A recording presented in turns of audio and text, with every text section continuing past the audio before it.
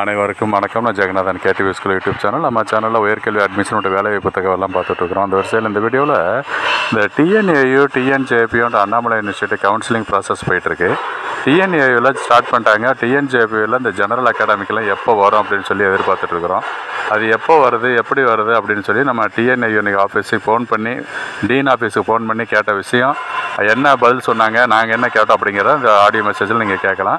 இதுவரை நம்ம சேனலை சப்ஸ்கிரைப் பண்ணலாம் பண்ணிவிடுங்க. இந்த மாதிரி தகவலெல்லாம் ஷேர் அண்ட் லைக் பண்ணுங்கள். மறக்காமல் அந்த ஆல் நோட்டிஃபிகேஷன் பெல் பட்டனே ஆன் பண்ணுவீங்க இந்த அப்டேட்லாம் தெரிஞ்சுக்கிறதுக்கு. இது ஒரு முக்கியமான தகவல். இது ஒரு அஃபீஷியல் இன்ஃபர்மேஷனு, பட் மிஸ்யூஸ் பண்ண வேண்டாம். நம்ம வியூவர் சப்ஸ்கிரைபர்ஸ்க்காக நம்ம ஃபோன் பண்ணி கேட்டால் அந்த பதில் கேட்டால் உங்களுக்கு அனுப்பி சொல்லியிருக்கேன். ஸோ அவங்க என்ன பதில் சொல்லியிருக்காங்கன்றதை பாருங்கள். எப்போ கவுன்சிலிங் ஸ்டார்ட் ஆகும், எப்படி தெரிஞ்சுக்கிறது, எப்படி கவுன்சிலிங் பற்றின இன்ஃபர்மேஷன் எப்படி தெரிஞ்சுக்கிறது அப்படிங்கிற விளக்கமாக சொல்லியிருக்காரு. தொடர்ந்து பாருங்கள். தேங்க்யூ. ஹலோ சொல்லுங்கள் சார். சார் வணக்கம்.